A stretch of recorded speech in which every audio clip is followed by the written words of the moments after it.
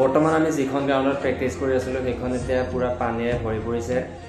যোৱাকালি আমাৰ কলিয়াবৰ হাতীমৰা মাথাউৰি ভাঙি গোটেই কলিয়াবৰবাসীৰ কাৰণে এটা বহুত দুখৰ খবৰ হৈছে, কিয়নো এতিয়া অসমত চবতে বানপানী হৈ আছে।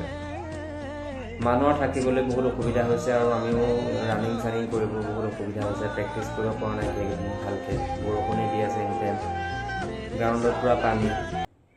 তো নমস্কাৰ বন্ধুসকল, স্বাগতম জনাইছোঁ মোৰ ইউটিউব চেনেললৈ। মই সুমন বৰাই আজি আপোনালোকৰ সৈতে অন্য এটা ভিডিঅ' লৈ আছোঁ। তো ভিডিঅ'টো আৰম্ভ কৰোঁ।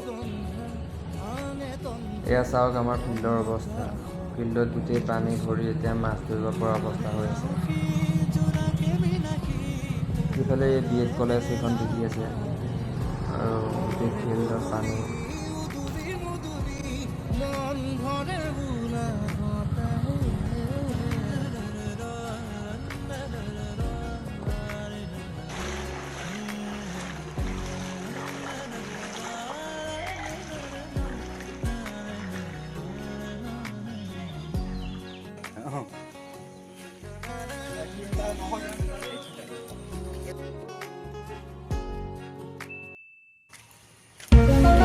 সাগৰ, প্ৰশান্ত মহাসাগৰ,